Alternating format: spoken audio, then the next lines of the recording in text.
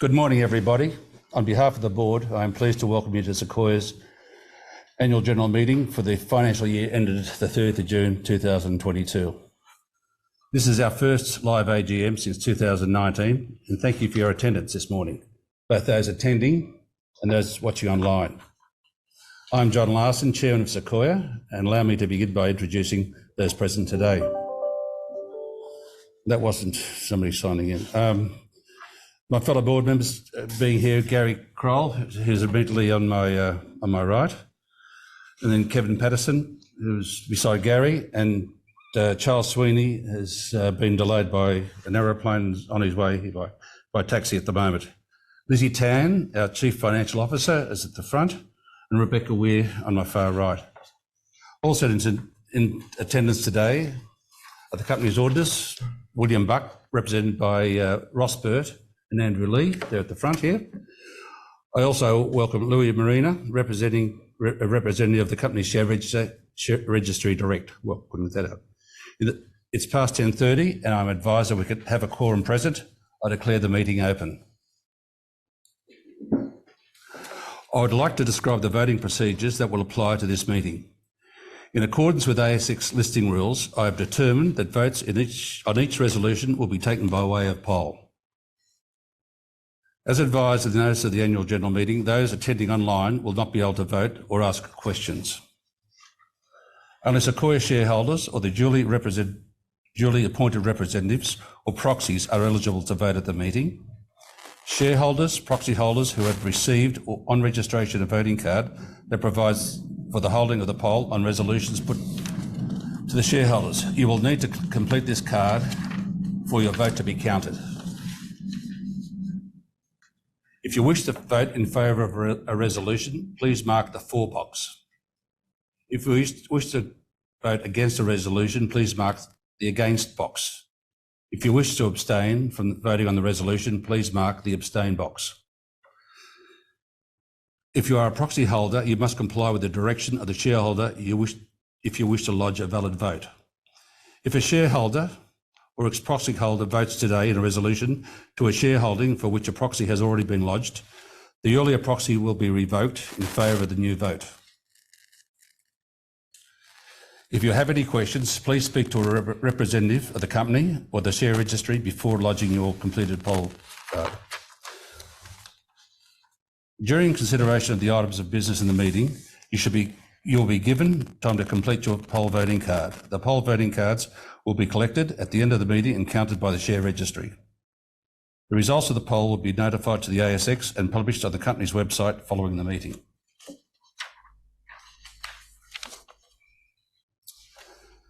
As I put the resolutions at today's meeting to shareholders, I will offer shareholders the opportunity to ask questions. At this meeting, there'll be 4 items of business, including 3 resolutions. An announcement to the ASX on Friday, the 18th of November 2022, Resolution 4 has been withdrawn. There have been proxies received in respect of today's resolutions, which I intend to disclose when those resolutions are considered. As mentioned in the notice of meeting, it is intended that any undirected proxies given to the chair will be voted in favour of the relevant resolution. Before we move on to the formal business of today's meetings, I would first like to make some observations regarding the 2022 financial year and some remarks in relation to the company's outlook. A copy of my address and Garry's presentation have been lodged with the ASX and will be published on the investor section of the company's website.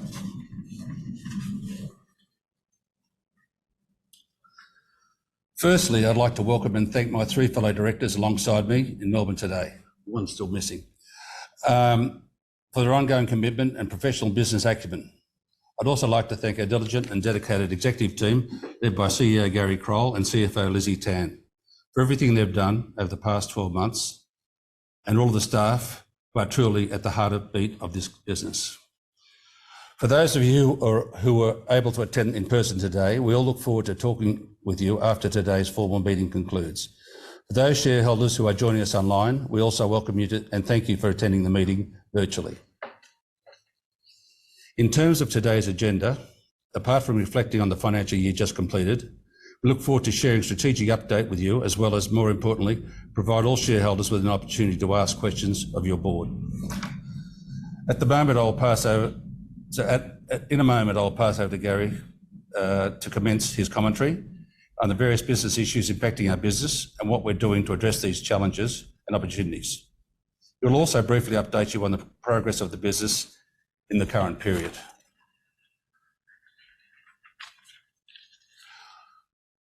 Following this, we will move on to the formal business of the meeting and vote on the various resolutions. Noting we withdrew Resolution 4 last week after receiving strong shareholder feedback on the matter proposed. Since the last AGM, despite the increased cost of operating a service business to our industry, significantly reduced advisor numbers, pressure on wages and continued legislative uncertainty, Sequoia remains in a strong position to continue growing its market share in nearly all of its individual businesses. Our main concern has been the changes imposed on our advisors with the exit of the banks post the Hayne report. The requirement for advisors to now have tertiary degree qualifications, increased vigilance from the authorities, and the impact of trying to improve transparency to consumers.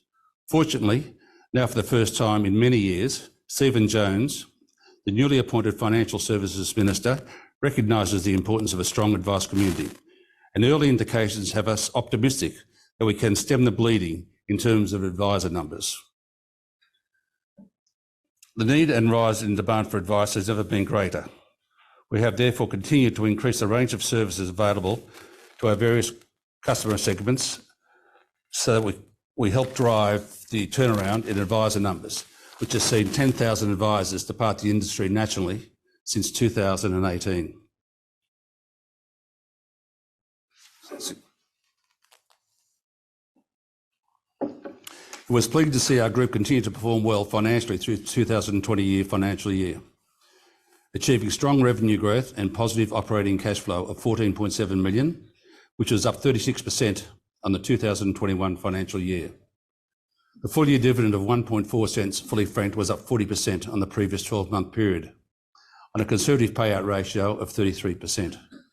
We intend to increase this payout ratio to 40% for the financial year 2023, growing towards 70% by 2026.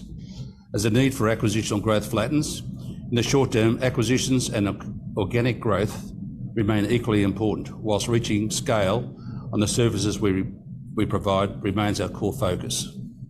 I now hand you over to Garry Crole to provide a more detailed report on the group's activities for the past year, and then I'll return to the formal business of the meeting afterwards. Over to you, Garry. Thank you, John, and thank you all for being here and online today. The market's obviously digested our results and the share price is down, which is extremely disappointing.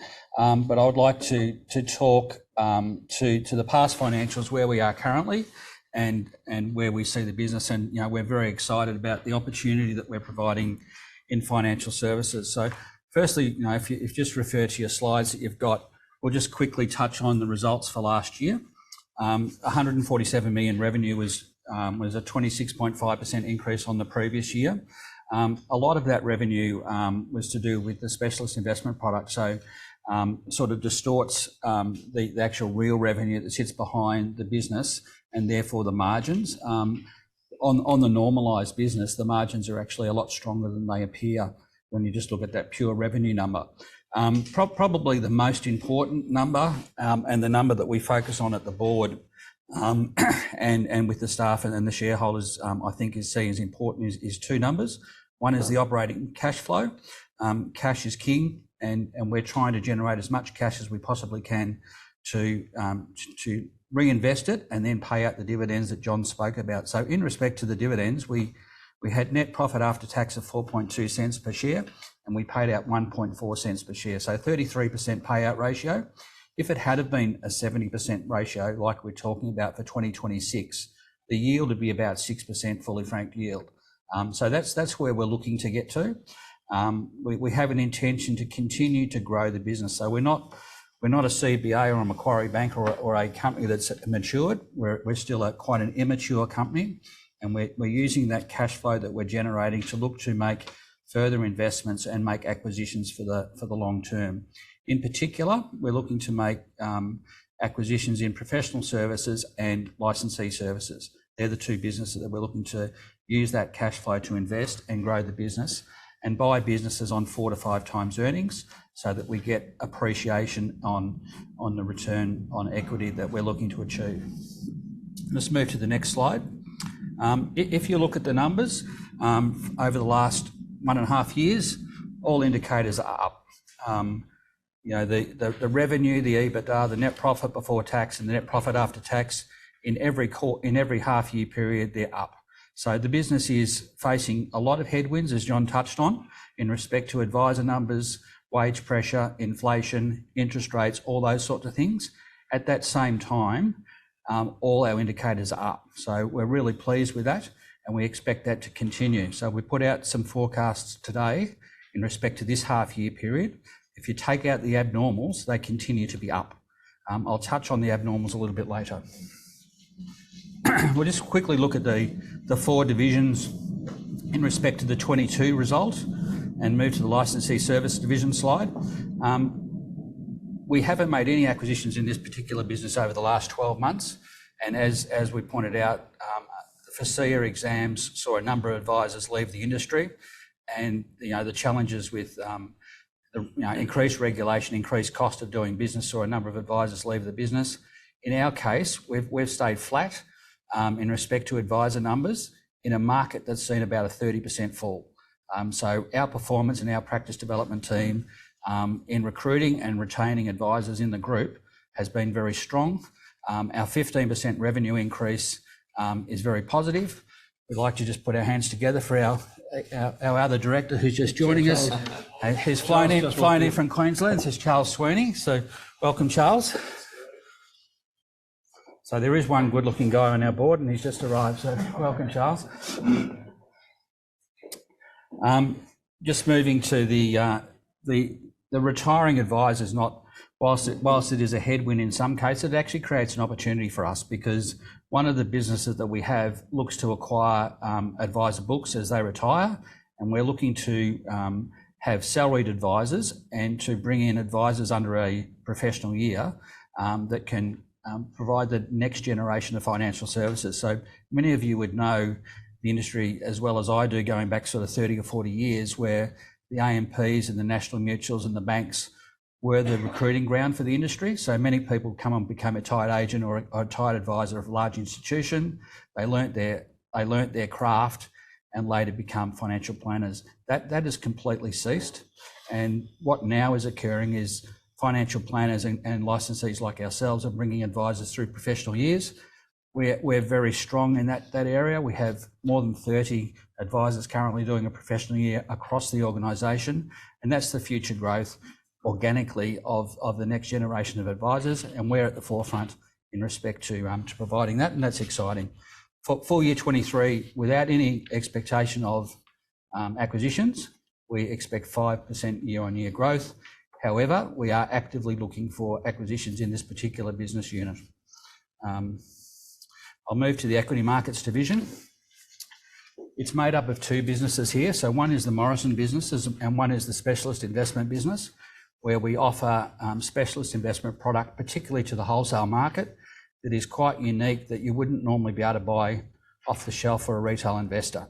That market has completely slowed at our discretion this year. So we haven't been looking to put out as many offers this financial year because we've been concerned about the interest rate cycle, the type of return a client might be able to expect over the next 2 or 3 years.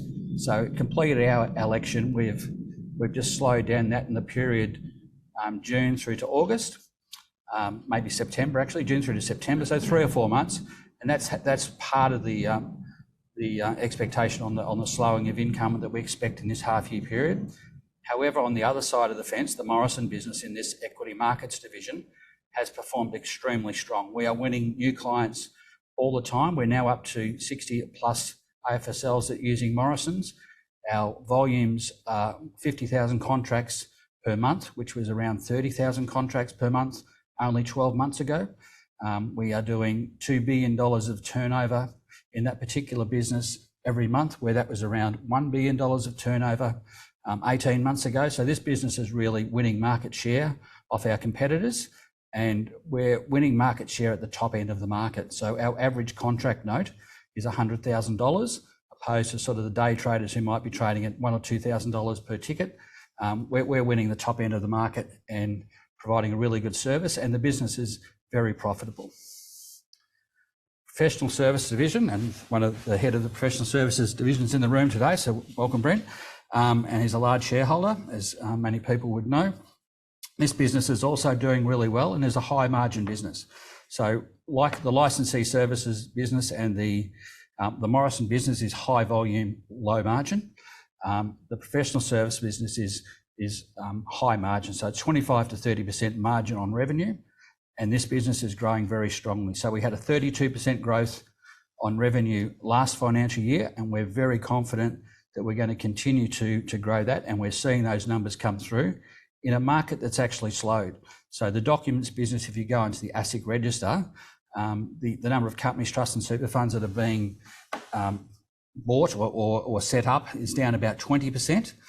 Our market, our share of that has increased, and we're actually up 10%. So we're winning market share. So as more people start to look to establish businesses, trust and super funds, we expect to really dominate this space. And again, we are looking at not only winning market share, but we're also looking to make further acquisitions and consolidate this space, because it's a very attractive opportunity, because we get to meet more accountants, more financial planners, more trustees, and more of the types of clients that we want to have more share of wallet with. I got told not to make the name share of wallet because no one understands what it means. More multiple revenue streams from the actual client that we're actually doing business with. And that's exciting. And if we can generate 25 to 30% margin just on setting up those companies, trusts and super funds, and doing the self-managed super fund administration, and then look to offer them another service of some kind, that's a really attractive business, and we're looking to definitely invest and make acquisitions in that space. The direct investment division is an investment we made last financial year, in particular to grow this business. There's an opportunity in the marketplace to be the market leader in media. Financial planners need high quality content to be able to offer to their clients information. They need to be able to meet the fund managers. They need to understand the style of the manager, and they need somewhere that they can rely on to have that independent information. We are looking to build that. We're now providing this service to over 10 AFSLs that have put their recommended product list onto our services and are buying our products. So it's a slow burn, but it's a long-term game, and we've invested in this business to think about 2025, 2026, when we expect the market to mature to the point where there's more online people buying product and services and those sorts of things. And we're really confident that this particular business is going to be a long-term winner for the group. I might touch on the year 23 update. We have expected that we're going to make $4 to $5 million EBITDA in the first half, which is down from last year. But that's taking into account $3 million of abnormal items. If you reversed out the abnormal items, we're actually looking at a really good number, $7 million. So it's actually the business showing the underlying business is actually growing very strongly. The abnormal items that we're fully expensed in our current accounts, and we expect to fully expense at the half year, there's a lot of potential for recovery of those. So $2.5 million of that is claims that we've already paid to clients remediated back in 2019, and we've put claims in with our insurer that we expect to fully recover, but we're putting them into our accounts because we don't expect to fully recover them prior to the half year result. So that's an abnormal. The other abnormal item is the one I touched on before, was at our election, we decided to stop marketing the SSI products, the specialist investment products, for a period of time while there was market uncertainty.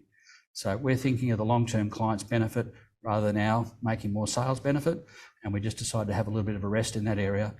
So they're the abnormals. Despite that, we would still think that we'll be generating $12 million of EBITDA this year, plus the opportunity to get the abnormals back. So very strong growth, and it completely consistent with what we've forecast previously.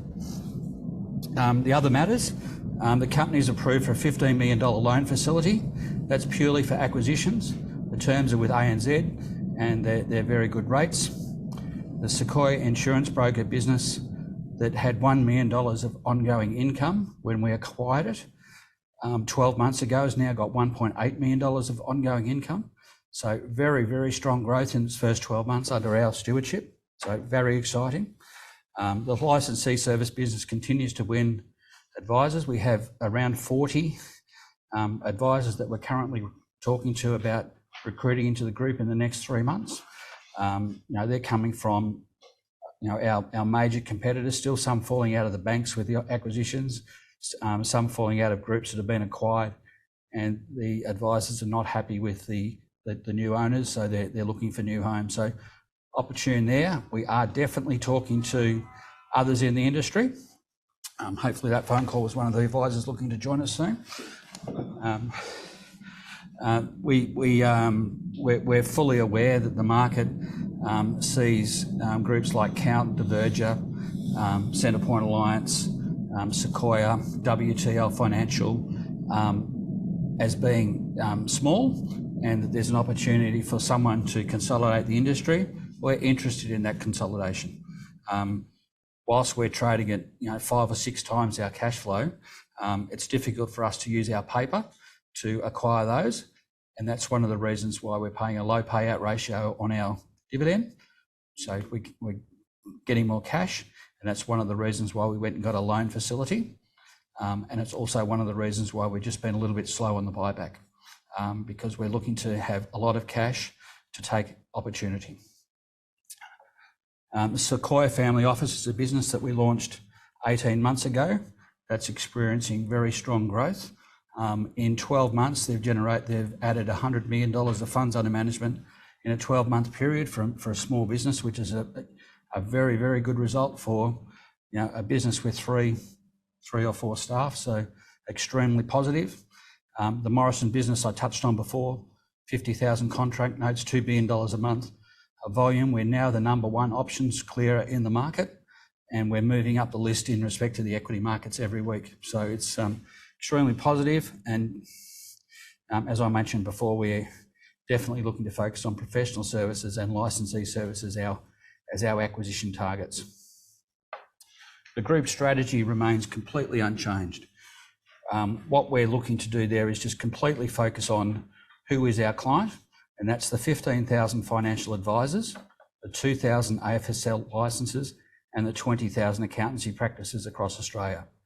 Every single one of those is an opportunity for Sequoia to touch in some way and provide a service to in some way. It's not just about licensing the advisor. That is one service. At present, of the 15,000 financial advisors, approximately 1,500 of those have some relationship with Sequoia. Of the 20,000 accountancy practices, around 4,000 accountancy practices have some relationship with Sequoia. So we are winning market share. We're a bit of a silent grower in the marketplace, where we're just introducing ourselves to accountants, financial planners, AFSL licenses, and getting a little piece of the pie along the way. We need to expand that piece of the pie and start to get more services, and we need to look at other things that we can potentially do to create value for the financial planner, the accountant, and the AFSL that has a relationship with us. So that's what we're about. There's $14 trillion of private wealth in the market. The media business is looking to help provide education to that market, so our financial planners and that market can actually understand the difference between products and services and managers, to have an educated view of where they should put their money. The services I won't run through, but they're there. People often say you do too many things. We don't. The core strategy is to provide as many services as we possibly can to the financial planner, accountant, and the trustee, and we're just trying to work out what they need to improve their business, to improve the advice industry. And we're looking to think about all those things and continually looking for other things that they might need to use to make their businesses better. I'll move to the end of presentations, but I think one of the most important things is to take questions. and give shareholders the opportunity to ask the board and myself any questions on the financials, any questions on our vision, any questions about why we sit next to a train station when there's an AGM on. And please feel free to ask and go. I think we've got some questions from the Rebecca's got a few questions from the online, but after that we'll pass to the floor. Sure. So the first question comes from Brian Chan. His question is, I was wondering if you could comment on the recent loan facility for acquisitions. I guess I'm curious about what this move implies for your cash forecast, or your plans to deploy cash in the near to medium term. I assume we have more than enough cash for buybacks and imminent bolt-on acquisitions given the healthy balance sheet, or is there a sizable acquisition on the cards? There's an appetite for sizable acquisitions, Brian. So what we believe that our shares trading at 6 times cash flow are undervalued. So we're not keen to issue shares to companies that are trading at 10 or 11 times earnings. However, if we can find opportunities where we can use our cash to buy businesses, we will. And therefore, we've been a little bit slow on our buyback. Whilst the share price is sort of between 55 and 60, it's soft today, so it's likely you'll see us back in the market. That said, we really would like to use cash and debt to make acquisitions, to buy businesses that can complement us and grow our earnings per share. So we're being prudent with the use of the cash. That's probably your thinking. Okay, and the next question is from Matt Wilson. His question is, has there been any change to the dividend policy? There has been no change, but there's been some confusion. So I'll just clarify the dividend policy. So in 2022, the dividend policy is to pay 33% of our net profit after tax. 2023, the current year, 40%. 2025, 50%. 2026, 60%, and then move to 70% long term. The reason for that is because we want to deploy the cash for acquisitions. I would think the professional services business has 2 major acquisitions that we need to make it of the type of scale that we would like to make it, and the professional services business probably has 1 or 2 large ones as well. So that should take between 1 day and 4 years. And over that time, we will be looking to sorry, John. 4 years. How long will it take? All good. No more jokes, Garry. Sorry, Samantha. So licensee services, yes. So licensee services, obviously the market knows about the consolidation opportunity of listed companies, but there's 2,000 AFSLs in the marketplace. Around 100 of those with 50 advisors and above that are privately owned.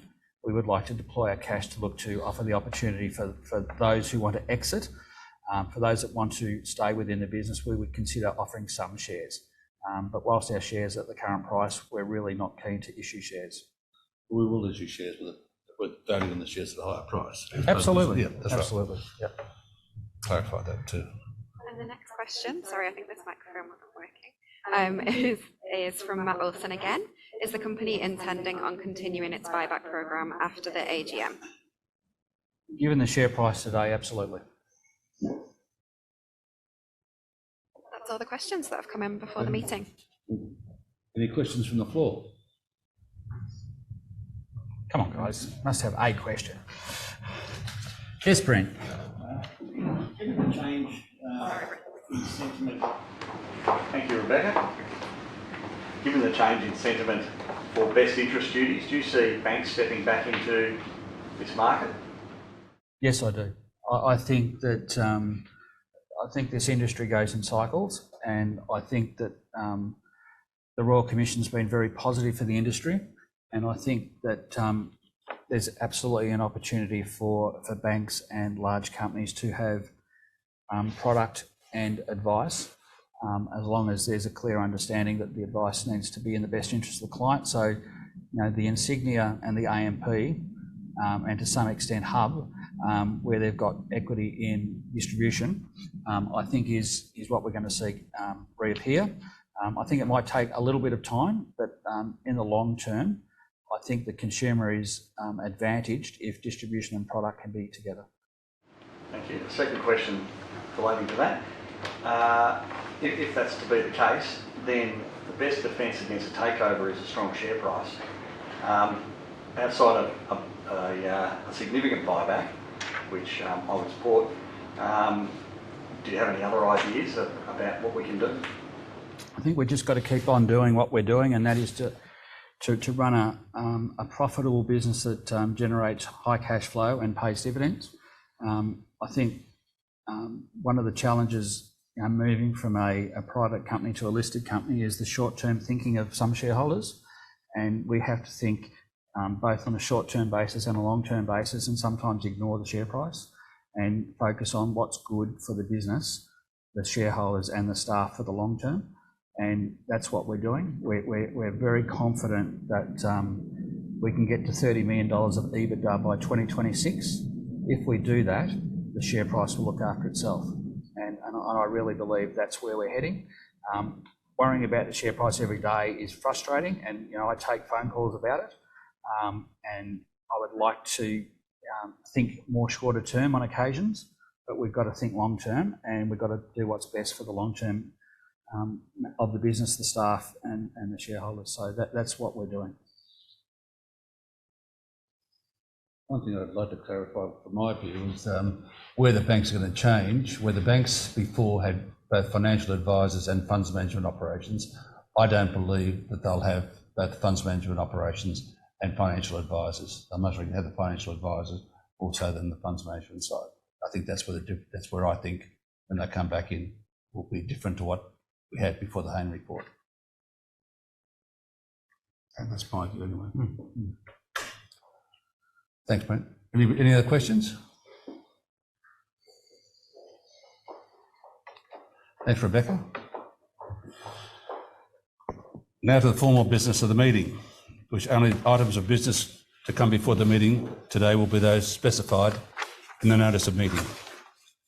Only questions relating to a particular business item will be taken during this time. The first item of business of this meeting is the consideration of the audited financial statements and related reports for the year ended 30th of June 2022. The Corporations Act requires that audited financial statements and related reports for the 2022 financial year, which were made available to shareholders on the 18th of August 2022, be considered at the meeting. Although shareholders are not required to formally vote on the company's financial and related reports, I welcome any discussion or questions on the reports. As mentioned previously, the company's auditors are William Buck, Ross Burt and Andrew Lee are present at the meeting today and are willing to answer any questions in the conduct of the audit or the content of the auditor's report. I'm advised by the auditors that no relevant questions for their attention was received prior to the meeting. Are there any questions or comments on the financial report and the Directors and Auditors report for the year ended 30th of June 2022? Anyone here got any questions?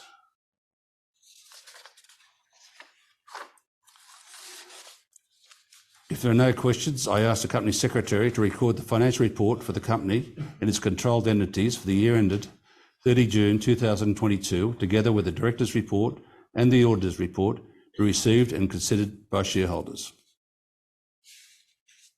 Resolution 1. The next item of business is the non-binding resolution to adopt Sequoia's remuneration report, which is set out in the company's 2022 annual report. The vote on this resolution is advisory only and does not bind the directors. However, the board will take into account any discussion on this resolution and the outcome of the vote when considering the future remuneration policies and practices of the company. There have been proxy votes received in relation to the resolution. These are 21,683,914 votes for, 86,000 or 0.33 against. Over the page. 4,442,226 votes open and 15,942,371 votes have been excluded. Are there any questions regarding the resolution? I formally put this resolution to the meeting and ask for you to complete your poll card for resolution 1. The next item of business relates to my re-election, and I'll hand it over to Kevin to conduct the meeting for this resolution. Thanks, John. Morning. I don't normally need this. I've got a pretty loud voice. You don't need it, John. You don't need it, Cotto. As mentioned, the next item of business, resolution 2, relates to the re-election of John Larsen as a director. John's qualifications, background and experience are summarised in the notice of the meeting if you want to read that further. At this point, there have been proxy votes received in relation to this resolution, and they are as the current voting is as follows. We have 34,182,035 votes, or approximately 83% for. We have 519,271, or approximately 1.6% against. There's another 6.497 million votes that are open, and 850,000 votes were abstained. Are there any questions in relation to this resolution? If there are no questions, I formally put this resolution to the meeting and ask that you complete your polling card for resolution 2. And now I'll hand back to John, who'll take you through the remaining resolutions. The next, the final item of business is resolution 3. It relates to an increase in the non-executive director fee pool. There have been proxy votes received in relation to this resolution. These are 16,425,975, or 70.6% for, 2,371 votes against, which is 10%, or 4,442,226 votes, which are open. 2,956,568 votes have abstained, and 15,942,371 were excluded. Are there any questions regarding this resolution?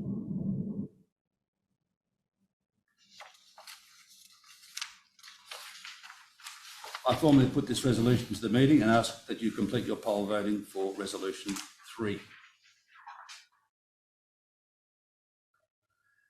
Before we move to the poll procedure, are there any further questions? Please note there will be a last opportunity to ask any questions.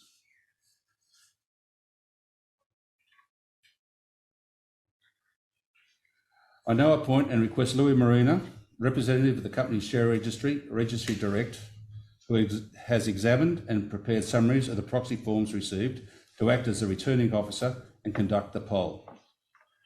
Once you have completed your poll voting card, please place your card in the poll box, which will be brought around by staff of Registry Direct.